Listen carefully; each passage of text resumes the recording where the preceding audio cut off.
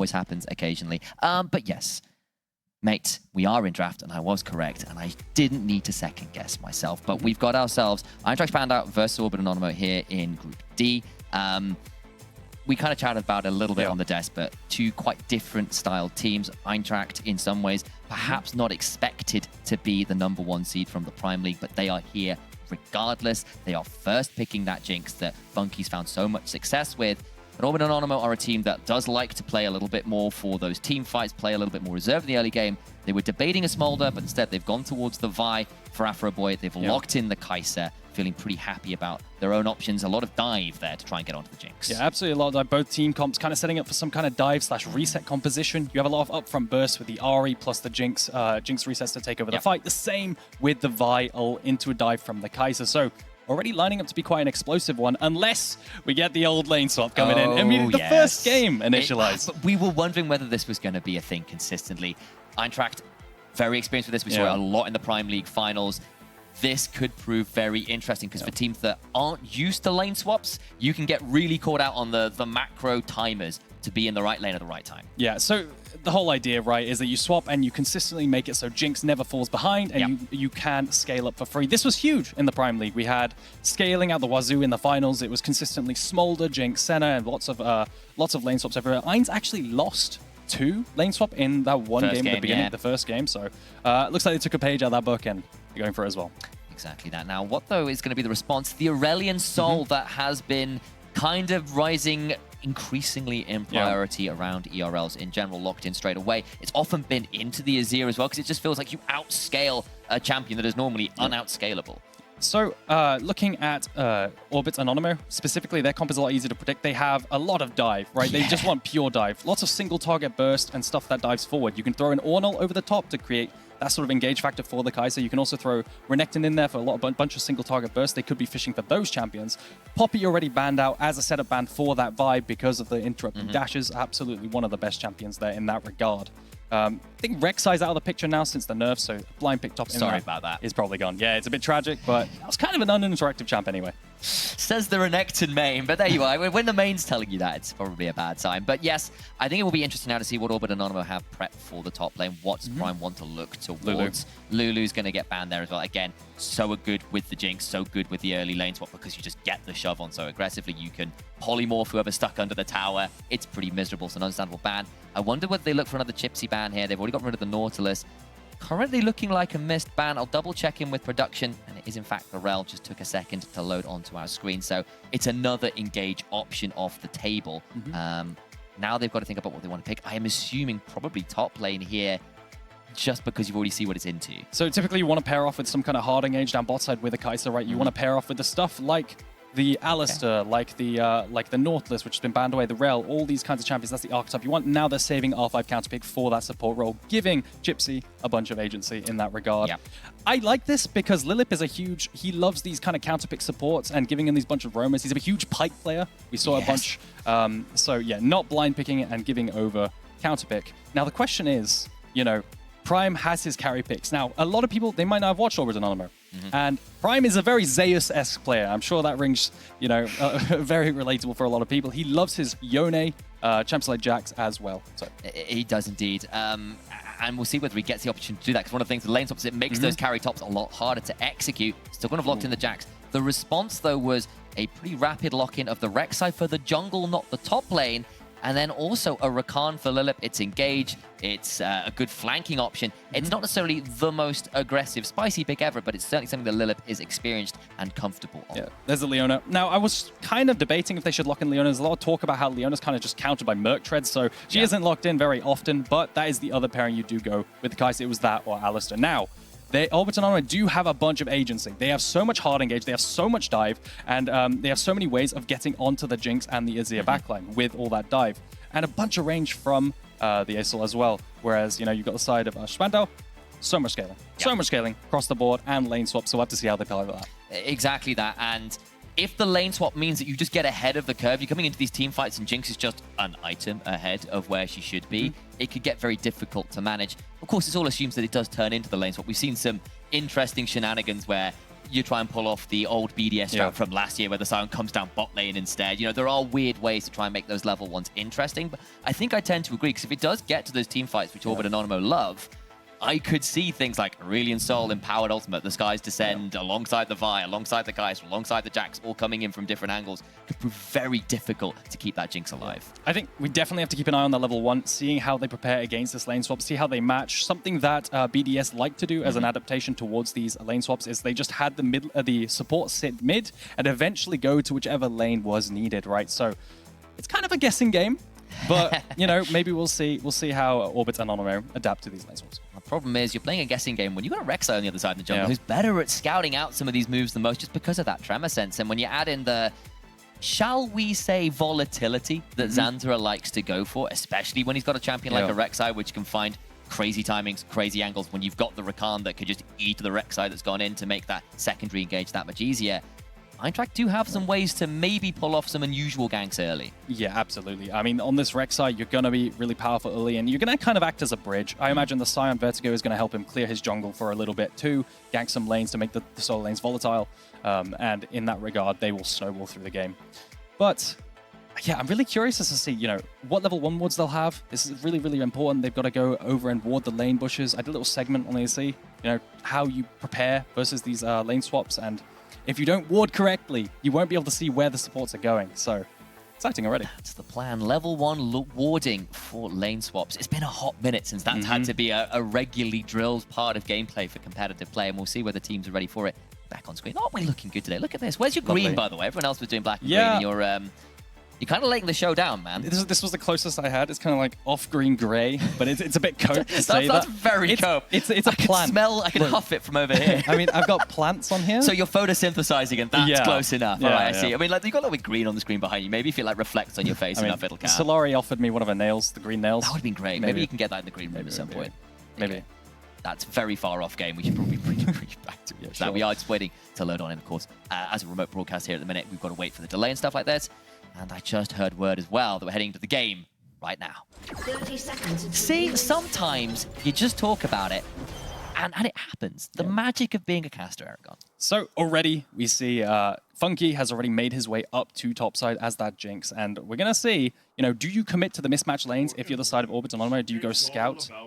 The question is, you know, can you walk in and actually ward, because your level 1's kind of a bit dodgy. It's not that strong with the Vi. Vi doesn't really have a level 1, so you can't really go scout. Ward's already dropped in the top side in that middle bush. So it might be an angle where they just have to commit to mismatch lanes, give Jinx that free farm and the free hitting the towers. She's down. She's up by that top tower. Once I get my lane correct there. Sion beginning to roam towards the Rek'Sai, who will be helping with the clear. So lane swap with the Sion, not even going to the lane, looking to clear with his jungler. So what you would normally see is Chippy sitting in mid lane, now going topside once they realize where Jinx is. But he's not actually going to do that, so that tells me he is going to commit down to bot side, already helping out with the clear, because you don't need the Sion down bot side already. And he's already being level 1 for now and eventually soaking up that wave. All right, game 1 of EMEA Masters, first lane swap. We knew it was going to be a possibility, and already Eintracht Spandau cracking the knuckles, cracking the macro whip, and trying to make this happen. Raptors done. Vertigo looking to go for the invade. There will be this ward by the Raptors, though, so Anonymous should have an idea about what's going on. My only concern is this Jax, if he falls behind on these lane swaps, they can dive him pretty easily with a bunch of levels. And the zombie form, even if they trade 1-for-1, it's so bad for Jax. He's very much a goal-dependent champion, unlike Sion. Ward has gone down, so Prime will have an idea about what's going on, immediately backs away. He's just going to try and sit maybe close enough for experience, but this wave is crashing, and I just don't think there's any realistic way he's getting anywhere near those minions. Even with the Counter-Strike, it's impossible, right? So what you normally see as well, potentially, is running mid lane to try and find a play mid as the top laner getting denied. If you have Twisted Fate, you gold card the mid lane. The problem is Jax can't do that, right? So the champion pool coming in for Prime, champion pick rather, going to limit him. He's going to try and keep soaking, but he's just going to keep getting zoned. Yeah, it's looking like a bit of a wet blanket in the top side, but here comes Neramin and Chipsy alongside Afroboy. This is going to be a huge fight. Prime does throw down the counter-strike, will not flash. Funky now needs to be a bit afraid, though. Immediately in comes the Leona, throwing the E out, and it'll be a flash and a cleanse away from Funky. Nice response there from Anonymous to maybe punish the unexpected roam. Yeah, trying to fast push down bot side, but they didn't completely crash it, Neramin and Chippies. So going to slow push back to the side of over to Anonymous. This is actually a really good wave state. Royston going to be in a dangerous position. Flash on forward from Power of Evil, getting the autos down, and that's just a dead dragon slain by the Land Shark. And Zanzera already finding the proactive plays on the Rek'Sai. And with the no setup from the Ace, usually what you see on the Azir vs Aesol matchup is Aesol's only ever under threat once he has that Shurima shuffle into the pushback, right? That's how he plays into control mages. But already finding the kill, that's massive. No flash as well, so that's a rinse and repeat at level 6. Huge moment. We'll get the replay here as Zanzera, it's not particularly hard. He just walks up, the flash comes on down, it's not far enough away. Zanzera gets to keep his flash. Yes, Power of Evil burns his, but that's a worthy trade there for the first blood. So there was a wave pushing in down bot side, and what they're going to do is mid-traps. Because what I was scared of, it's really good that Orbit are matching here, was Jax was going to go have to catch down bot side because the wave was pushing back into them, and then he'd be dove. Luckily, though, for him, for the Jax, for Prime, he's going to be able to farm in isolation once again in terms of the 1v1, and that's what he needed. Did indeed, but he's still going to be a significant way behind Lost the whole wave. It's a relatively even affair in the bot lane, yes, but everywhere else you're looking at significant leads for the Prime League first seed. Doing very well. Afro Boy will be around, but he'll be spotted here on the control board. Zanzera trying to defend that one for his bot lane. He's walk got up recall. and just unburrow. Finally clears the control ward. Yeah, so what he keeps doing is he just fast pushes with Jinx rockets and then looks for recalls over and over again. Now he's going to probably head topside. Sion already has recalled Vertigo, so he's heading bot, and now it's just a game of chicken, right? Do they go back down bot side or do they go top? Orbit and Anonymous have to make a decision. Do we fast push now with the Kai'Sa Q and try and fast push as fast as possible and swap back? Because Prime really does not want to be in the situation. Yeah, I mean, it's looking like Shakara is on the rift here. He's just throwing pop quiz after pop quiz, like, do you know which lane you should be in right now, yes or no? Yeah. And again, Funky, one of those players that has been so good for Eintracht. He is such a consistent carry, especially on these big power picks in the crit AD carries. Very, very dominant in that finals. Took Neon to pieces in comparison. So could well be a very big threat here. Of course, worth pointing out that Nerman and Gypsy have stuck around in that lane and looking to shove it pretty aggressively. So absolutely, I completely agree. Funky has been the carry for this team for a very long time now. But very importantly, this Jinx team, the lane swapping back topside, they did it on a timer with grubs spawning up. So now they can get the grubs and play this lane swap even better. So if they do mismatch lanes, they have the true damage versus the fortification. Now what you can see is Orbit and Nonomo are actually committing down bot side for the Dragon because they realize, you know what, we can't keep matching like this. Let's just do something, match the grub take, and we're going to start stacking Dragons. That's the plan, and it makes some sense. That's often a regular trade, and especially actually because the Nerman has stuck in lane, at least he's kind of actually ahead in the CS, despite what was a lot of those initial moves by Eintracht. It's come at a slight cost there to Funky. He's still relatively happy with the game state, especially if he can get a hold of some of these plates. Gypsy's roamed up to defend Prime, and just in time as well, but it's still going to be actually a slight lead to Nerman despite the early shenanigans from Eintracht Spandau. So leaving Kai'Sa in isolation, this is reminiscent of BDS and how they played out the lane swap, because Kai'Sa can get really strong on her own, like just how Ice did. Prime, not going to be diveable now. I think it's honestly pretty hard to dive the Jax as the Rek'Sai Jinx combo, because your damage just gets largely absorbed, so going to be pretty happy. This is a really good game state, and you can see in isolation, Kai'Sa just flashed over that decimating smash, really wants to power through all of those passive procs, forces a flash out of Vertigo, who's feeling his namesake there, getting a little close to the cliff edge there, but stays alive. Another recall coming in. Now they're deciding. They wanted to go bot side, but then they decided to go top again, and they're pinging to go tops to catch that wave. Sion going to commit his TP because he has it up and not going to miss a wave. And once again, despite losing flash, he has the tab eyes. He can just run back to lane and keep farming. For all that we were kind of hearing, especially from Solari, that Anonymo are, generally speaking, a more reserved early game team. Nerman himself, bit of an aggressive player when he gets the chance, and flashing over a Sion Q there in the 1v1, right up his alley. Yeah, definitely. Solari telling me about how this is a very AD carry and top lane focused team. These are the two carries of the team, so making sure they commit to the gold, trying to get solo kills and snowball their leads. But now, going to keep pushing, fast pushing topside. Both champions, Sion and Jinx, have so much wave clear. They can just push in the turret, and then they can choose if they want to recall again. Right. Yeah, and just keep trying to force those interesting lane assignments, trying to get to as many of those plates as they can, because that is absolutely what the Jinx is trying to aim for right now. Vertigo will use the Demolish to claim a second plate in this bot side. Prime not quite in range for that Counter-Strike, a little bit disappointed by that, who is still kind of stuck losing out on farm to a Sion, which is always a little bit sad, and kind of stabilize again as Eintracht try and play for these lane swaps and lane reassignments as often as they can. Yeah. So I think Funky now is just going to go for another fast push. He has the rockets. He can just crash this wave, and then they can either stay and look for a dive and invade that respawning red buff, or they can insta-recall, tempo reset, and go down bot side again and keep mismatching. This is continuously possible. Worth noting as well, because of the shove in mid lane from Power of Evil, Zanzera just roaming into that red side jungle, looking to try and control that quadrant where, of course, this bot lane is. So onto the red buff they go. I might be looking at a skirmish. The wall goes Gypsy with the Zenith Blade. Big double knock up though. Rosen is going to come on over. The Skies come falling on down, but Neriman now trying to find his way in. Big shuffle away, and now Afroboy in a very difficult position. Another kill over towards Zanza as Rek'Sai. They get away with the red buff and the kill. And Anonymo just cannot defend their jungle. Yeah, invading that second respawn of the red buff. I think there was a really nice cancel there from the Azir wall onto the Kai'Sa ultimate mid-ult. Really, really beautiful stuff and great timing from Power of Evil. But yeah, using that lane push from the Jinx, timing the slow push with the respawn camp. Lilith gets the good ground entrance into the Chompers afterwards. That was well timed. Now Neriman in a difficult position. Remember, he doesn't have the flash. Instead, they'll turn on to Gypsy, who does still have that summoner available. We'll get some chunk down, but nothing more. Allow the lane shove, and Neriman and Gypsy have to stick under the tower with their pots running. Yeah, so let's take a look at this. Watch the Kai'Sa ult come in. So Chippies managed to get this, the engage. He dashes in, and the wall comes out to interrupt. There it is. Completely interrupts the Kai'Sa ultimate. So there you go. It's just a really good wall. Well timed from Power of Evil. Of course, very experienced on those control mages. Very experienced on the Azir, and punishes Neriman, who was looking for that ultimate angle in there. Cannot find it with the Killer Instinct. So Pink's coming out. The reset's coming in. I would imagine Jinx goes topside once again because they're going to get those second rotation of grubs. Rek'Sai is so damn strong right now. Yeah. 2-0 with all these components. They should be free 6 grubs, and then their tower taking potential is going to be really high. And Zanza as a player, right, is someone who has notorious, often to his own detriment, for making volatile plays, looking for crazy engages early, often in his own lack of efficiency for it. But this time around, he's only down a couple. CS has made multiple ganks happen. Has got loads of these grubs. Very strong early Rek'Sai performance off the unusual map state. Absolutely. And now there's no crossmap potential, right? You can't go for a dive down bot side on the Sion like you would like to. There's no real, crash to look for plates or dragon up. So he's going to have to settle for some Wraith steals. Sometimes you see these Wraiths taken away to deny the crossmap as well. And now we just see another engage into the Chompers afterwards. Prime rooted up, taken pretty low, but it's still going to be just fine. Zanza comes up and does show he's there. So all the while, it's worth noting on the minimap, Afroboy has been clearing out a full red side quadrant. So the Vi will be relatively pleased to claim at least some farm that was being stolen.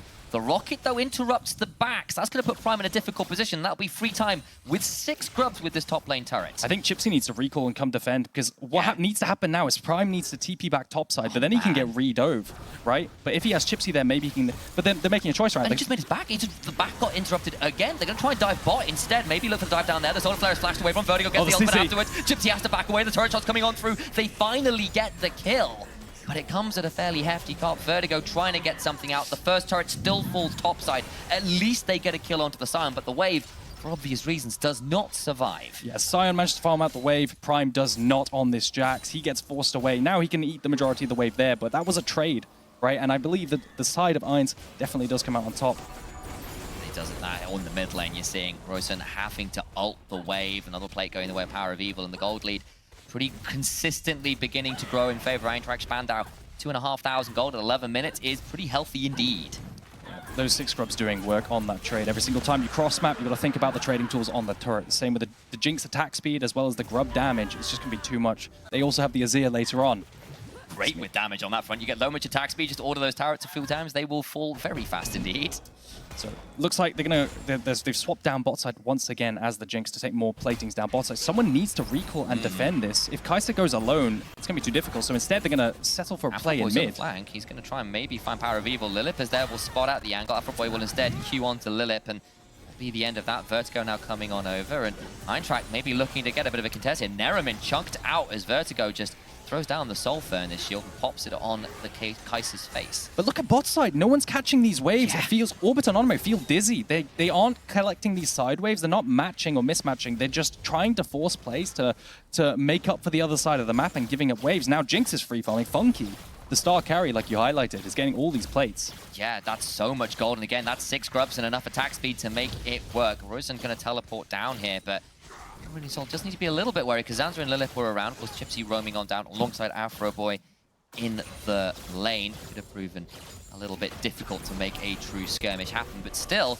it's a very solid start here for Eintracht. And remember, guys, this tournament, it's a tight schedule. Play-ins was 3 days. Groups also going to be on a very tight schedule. If you start giving away games, especially when the groups are as tightly contested as they are, your chances to go further in this tournament, to get your name out there, considering how much of a scouting ground this is for the LEC, it's going to get remarkably limited, remarkably fast. You don't have much room for mistake. Absolutely. There's not much time to fix your individual issues if you start falling behind, as well as the team issues, right? 1 or 2 days, it's really, really not much. So these early games are equally important.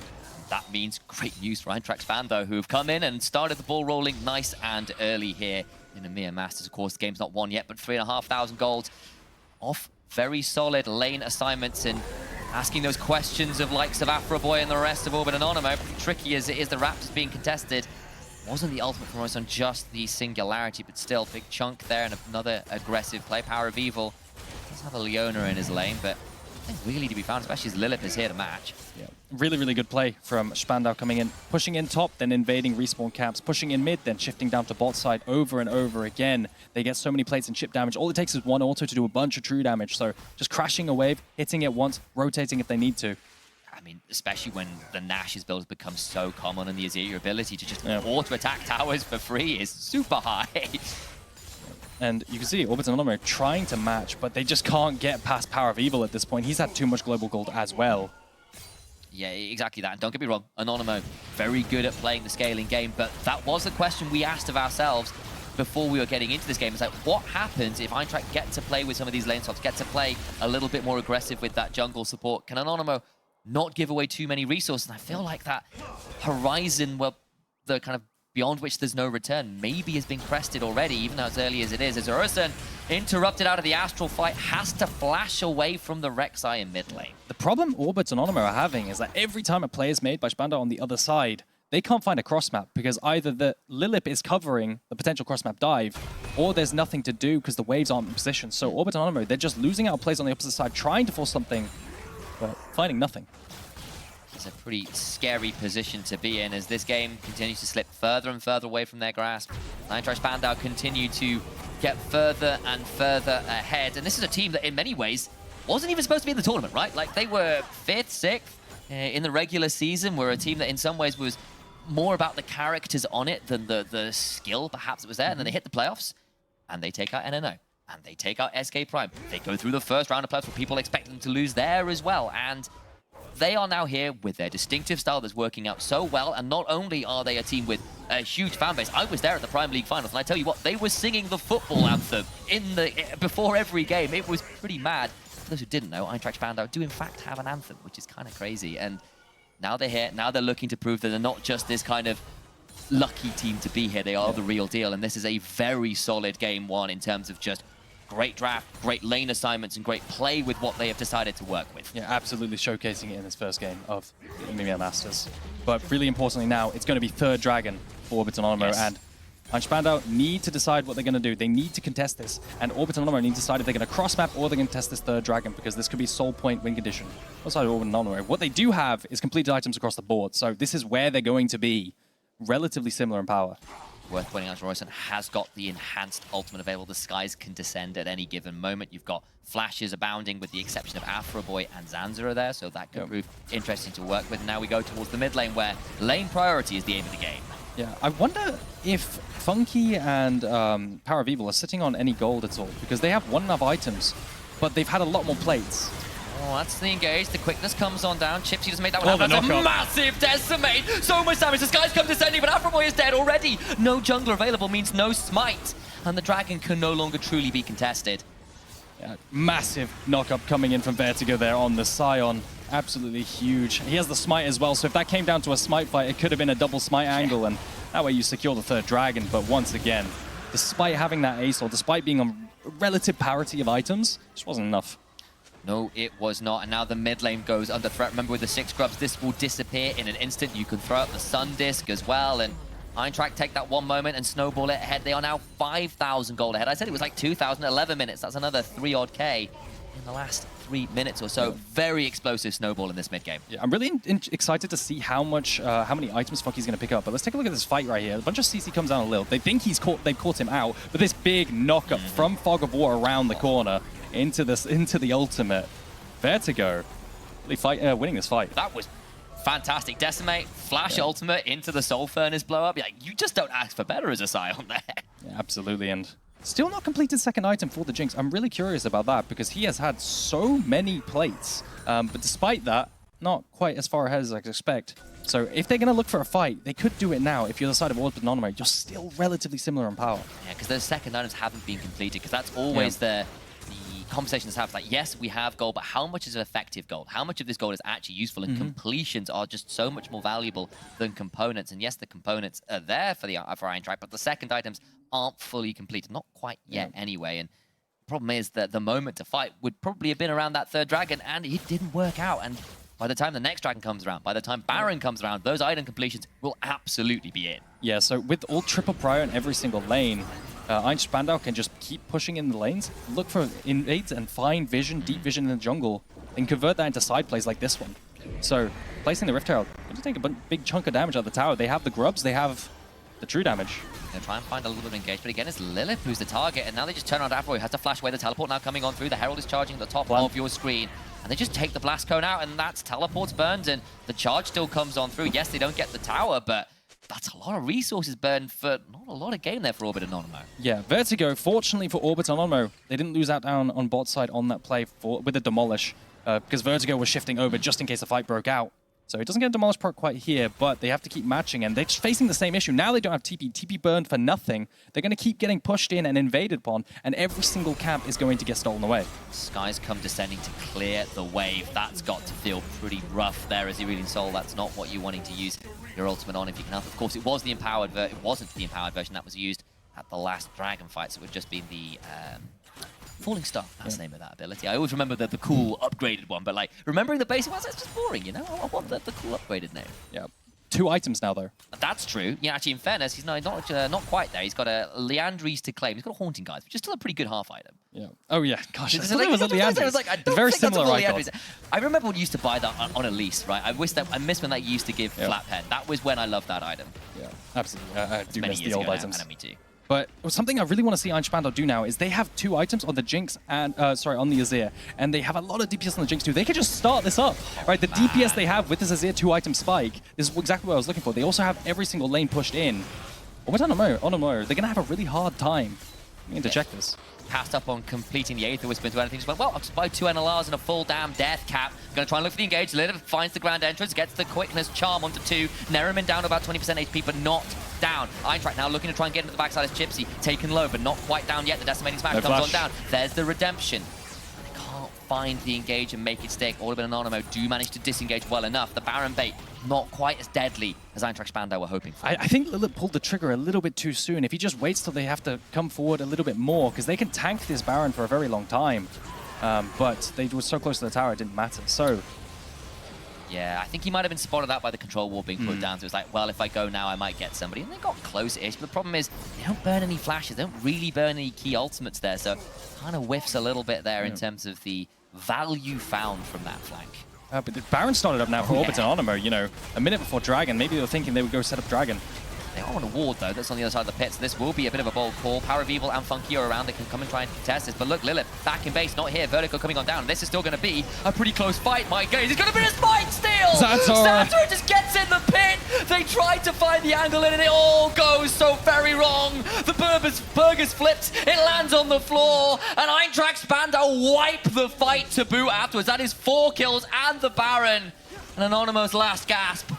It's not found air, it's just found water. They are drowning in this game. Kraken and Terminus completed for the Kaiser. They thought they could rush this down. They thought maybe EINS Spandau were recalling, but Zanzara finds his way in. He finds the Smite Steal, followed up by the Scion Ultimate. They turn around the fight.